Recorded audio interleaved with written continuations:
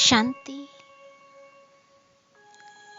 நான் ஒரு சில வினாடிகள் என்னுடைய சுயதர்ஷன சக்கரத்தை சுற்றப் போகின்றேன்.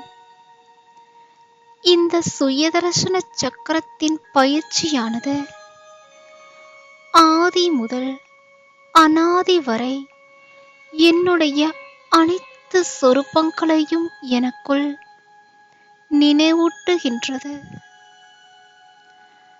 இந்த சுயதர்ஷன சக்கரத்தினுடைய பயிற்சியானது என்னுள் மூழ்கியிருக்கும் அனைத்து சக்திகளையும் தட்டி எழுப்புகின்றது. இந்த சுயதர்ஷன சக்கரத்தின் பயிற்சியானது ஜென்ம ஜென்மத்தினுடைய பாவத்தின் சுமைகளை என்னுள்ளிருந்து நீக்கி என்னை மிக லேசானவராக அனுபவம் செய்விக்கின்றது. இத்தகைய உயர்ந்த பயிற்சியை நான் 1 மணி நேரத்திற்கு ஒரு முறை செய்வேன் என்று எனக்குள் நானே உறுதி கூறுகின்றேன். இப்பொழுது நான் என்னுடைய முழு வரலாற்றையும் யுகங்களின் யாத்திரையையும் செய்வதற்கு தயாராகின்றேன்.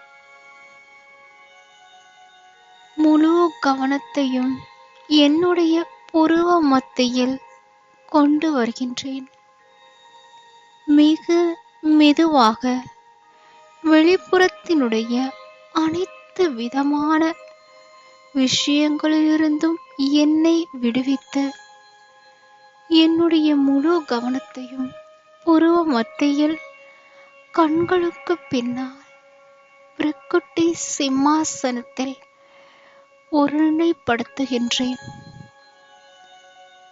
மனம் என்ற விமானத்தின் மூலமாக என்னை ஜோதி சுரூப ஆத்மாவின் ரூபத்தில் தெளிவாக காண்கின்றேன்.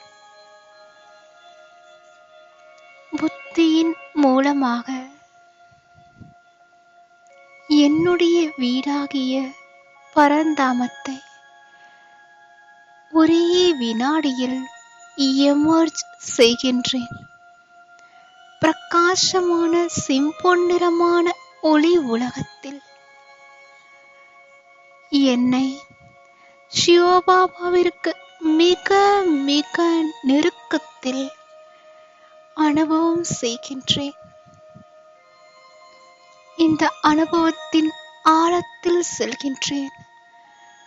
மிக மிக சுதந்திரமானவராக அனுபவம் செய்கின்றேன். இது என்னுடைய விதேஸ்வரூப ஸ்திதி. இதுவே என்னுடைய அநாதி சொரூபம். முற்றிலுமான சம்பூர்ண பவித்திர ஜோதி பிந்து சொரூபம். என்னுள் அனைத்து குணங்களும் நிறைந்திருக்கின்றது. எனக்கு நேர் எதிரில் பிரகாசித்துக் கொண்டிருக்கும் ரூபத்தில் பரமாத்மா என்னுடைய தந்தை வீற்றிருக்கின்றார். எந்த பாரமும் இல்லை.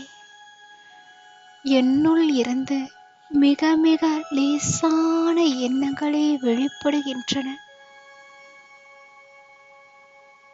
நான் சாந்த சுரூப ஆத்மா. இப்பொழுது பரந்தாமத்திலிருந்து என்னுடைய எதிர்கால உலகத்திற்கு பயணம் செய்ய போகின்றேன். இந்த சிருஷ்டியினுடைய நாடக சக்கரத்தில் என்னுடைய நடிப்பை நடிப்பதற்காக பரந்தாமத்திலிருந்து கீழ் நோக்கி வருகின்றேன். சக்தி யுகத்தினுடைய தேவதா சொரூபத்தை ஏற்கின்றேன். எனக்காக சக்தி யுகத்தினுடைய அனைத்து விஷயங்களும் தயாராக உள்ளது. உருவாக்கப்பட்ட இந்த நாடகத்தில் என்னுடைய உயர்ந்த பாகத்தை நடிப்பதற்காக ஆத்மாவாகிய நான் கீழ் நோக்கி வருகின்றேன். சக்தி யுகத்தினுடைய தேவதா சொரூபத்தில் நான் பிரவேசமாவதை காண்கின்றேன். என்னுடைய மனதில் சிரேஷ்ட எண்ணங்களே வருகின்றன. எப்பேற்பட்ட அழகான உலகம்! தங்க குருவியை போன்ற இந்த உலகம்.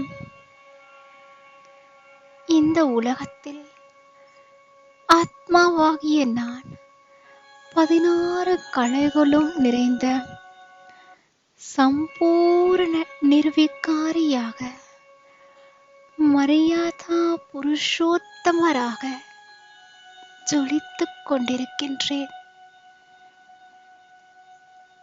நாலாபுறங்களிலும் இயற்கை கூட மிக தூய்மையாக உள்ளது.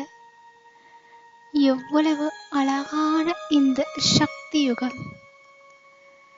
இங்கு அம்சம் அளவிலும் கூட விகாரம் இல்லை. முற்றிலும் தூய்மை. புலியும் ஆடும் கூட ஒரே குளத்தில் தண்ணீர் பருகின்றது. நாலாபுறங்களிலும் சம்பூர்ண சுகமே சுகம் நிறைந்திருக்கின்றது. அனைத்து விகாரங்களும் இங்கு அம்சம் அளவிலும் இல்லை. இப்பேற்பட்ட பொன்னான உலகத்தில் ஆத்மாவாகிய நான் 8 பிறவிகள், 1250 வருடங்கள் ஆனந்தமயமான வாழ்வில் நிறைவுற்றிருக்கின்றேன். ஸ்ரீ லக்ஷ்மியாக, ஸ்ரீ நாராயணனாக, தேவதா தர்மத்தில் உயர்ந்த வாழ்வினை வாழ்கின்றேன். இப்பொழுது மிக மெதுவாக ஜென்மம் எடுத்து எடுத்து சக்தியுகத்தினுடைய காலம் முடிந்து ஆத்மாவாகிய நான் திரேதா யுகத்தில் பிரவேசம் செய்கின்றேன்.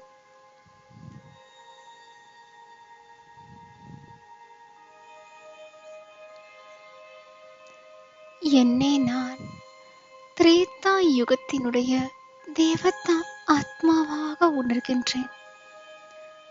திரேதா யுகத்தினுடைய உலகத்தின் மகிமையை பாடுகின்றேன்.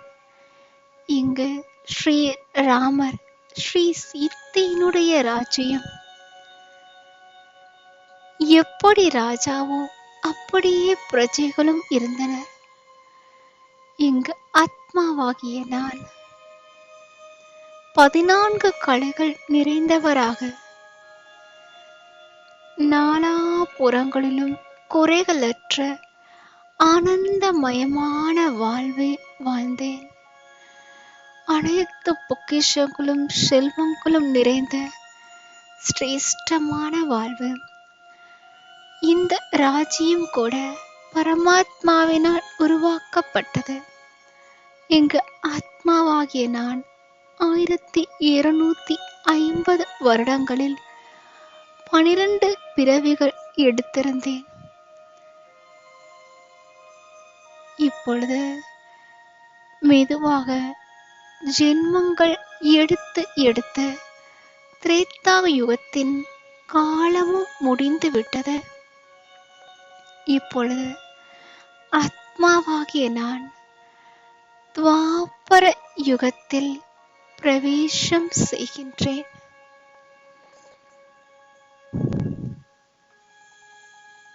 ஸ்வஸ்திக் சின்னத்தை போல ஆத்மாவாகிய நான் சக்தியுகம் திரேதா யுகத்திற்கு பிறகு துவாபர யுகத்தை அடைகின்றேன். துவாபர யுகத்தில் ஆத்மாவாகிய என்னுடைய சக்தி குறைந்து கொண்டு இருப்பதை அனுபவம் செய்கின்றேன். இங்கு ஆத்மா 16 கலைகளிலிருந்து 8 கலைகள் நிறைந்தவராக மாறிவிட்டேன். அதாவது நான் குணங்கள் மற்றும் சக்திகளை இழந்து விட்டேன். காலம் செல்ல செல்ல என்னுள் குறைகளை அனுபவம் செய்கின்றேன். என்னுடைய சக்திகள் மற்றும் குணங்கள் எங்கு சென்றன, எவ்வாறு அதை இழந்தேன் போன்ற எண்ணங்களை என்னுள் உருவாக்குகின்றேன். எவ்வாறு தாகத்தில் இருப்பவர் அலைந்து திரிவாரோ அதேபோல் என்னுள் பலவிதமான எண்ணங்கள் எழ வேண்டிய நிலை வந்தது. ஆரம்பத்தில் விடையை பெறுவதற்காக ஒரே சிவனுடைய பூஜையை செய்ய ஆரம்பித்தேன். அபவிச்சாரி பக்தியில் ஆனந்தத்தை அடைந்தேன். ஆனால் ஆழ்மனதில் என்னுடைய தாகம் அதிகரித்துக் கொண்டே இருந்தது. தேடுதல் என்பது அதிகரித்துக் கொண்டே இருந்தது. பிறகு நான் தேவதைகளுடைய பூஜையை கூட செய்ய ஆரம்பித்தேன். ஸ்ரீ கிருஷ்ணர் ஸ்ரீ லக்ஷ்மியினுடைய பூஜையையும் செய்தேன். என்னுள் கேள்விகள் என்பது குறைந்த பாடில்லை. இந்த ஆன்மீக தேடல், இந்த ஆன்மீக தாகம் என்பது அதிகரித்துக் கொண்டே இருந்தது. பிறகு அனுமான் மற்றும் இயற்கையினுடைய தத்துவங்களையும் பூஜை செய்து வழிபட ஆரம்பித்தேன். ஆனாலும் முன்னேற்றம் இல்லை. என்னுள் சக்திகள் மற்றும் குணங்கள் மேலும் மேலும் இழப்பதையே அனுபவம் செய்தேன். பிறகு செடி, கொடி, வாயுமா, சூரியன் அனைத்தையும் தேவதையாக உணர்ந்து பூஜை செய்ய ஆரம்பித்தேன். இதன் மூலமும் பயனில்லை. சக்திகள் மற்றும் குணங்களை மேலும் இழந்தேன். ஆத்மாவாகிய நான் என்னுடைய சம்பூரண ஆத்மஸ்வரூபத்தை மறந்து நான் தேகதாரி என்று உணர ஆரம்பித்தேன். என்னுள் இருந்த ஆன்மீக தாகம், இந்த ஆன்மீக தேடல் என்பது அதிகரித்துக் கொண்டே இருந்தது. 1250 வருடங்கள் இருந்தாலும் இந்த செம்பு யுகத்தில் என்னுடைய ஆயுட்காலமானது குறைந்தது. ஸ்வஸ்திக் சின்னத்தை போல ஆத்மாவாகிய நான் இப்பொழுது கலியுகத்தை அடைகின்றேன். கலியுகத்திலும் 1250 வருடங்கள் இருந்தன. ஆயுளானது மிக மிக குறைந்து விட்டது. என்னுடைய ஆழ் மனதினுடைய தேடல், இந்த தாகம் குறைவே இல்லாமல் அதிகரித்துக் கொண்டே இருந்தது. ஆழ் மனதினுடைய இந்த இருள் என்பது கூட அதிகரித்துக் கொண்டே இருந்தது. நாலா புறங்களிலும் நான் என்ன செய்வது, எவ்வாறு செய்வது, எவ்வாறு இறைவனை சந்திப்பது போன்ற கேள்விகளினாலே நிறைந்திருந்தேன். விடை தெரியாமல் தேடிக்கொண்டே இருந்தேன். பாடல் பாடுவதற்கும், கீர்த்தனைகள் பாடுவதற்கும், கோவில்களில் செல்வதற்கும், தீர்த்த யாத்திரை செல்வதற்கும், குருவின் பின்னால் செல்வதற்கும், விரதம் இருப்பதற்கும், தானம் புண்ணியம் செய்வதற்குமே நேரத்தை இழந்தேன். இருந்தாலும் பிரபுவை சந்திக்க முடியாததாகவே இருந்தது. எங்கு அடைவேன் அவரே என்ற எண்ணத்தில் நாலாபுறங்களிலும் சுற்றி அலைந்து கொண்டிருந்தேன். என்னுள் பலவிதமான வீணான எண்ணங்களும் எழ ஆரம்பித்தன. நேரமோ சென்று கொண்டே இருந்தது. எங்கு செல்வேன், எவ்வாறு பிரபுவை சந்திப்பேன் என்பதும் புரியவில்லை. இருந்தாலும் மனதளவில், ஆழ் மனதில் பரமாத்மாவுடன் உரையாடல் செய்தேன். பரமாத்மா அன்பு கடல் என்னுடைய ஆழ் மனதின் ஓசையை கேட்கின்றார். என்னுடைய வாழ்வில் அப்பேற்பட்ட நேரம் வந்தது. பரமாத்மா சிவனுடைய சிரேஷ்ட சம்பந்தத்தில் வருவதற்கான பாக்கியம்.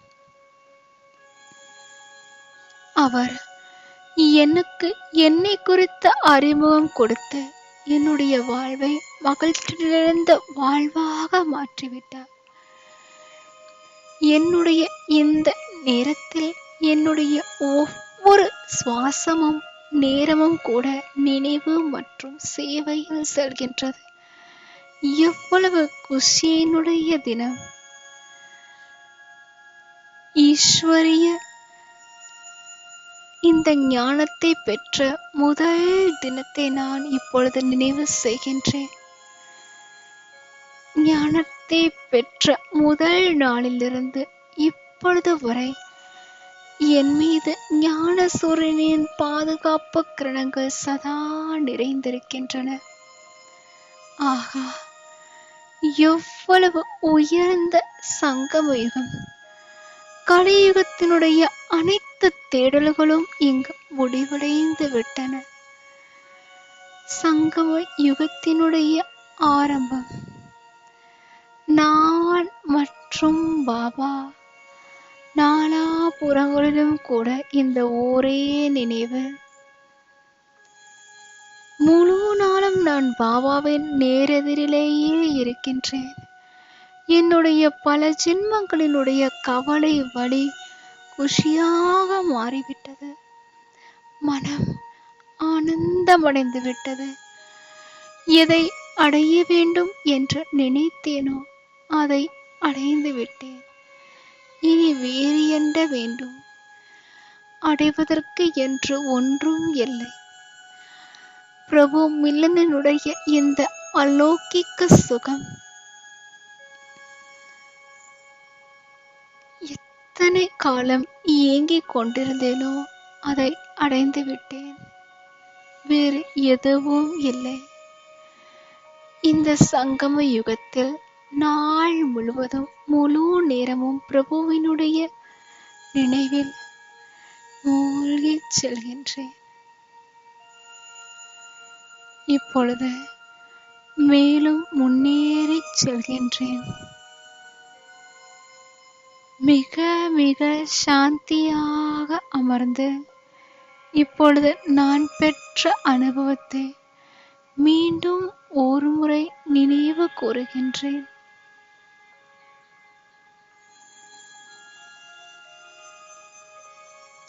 ஓம் சாந்தி.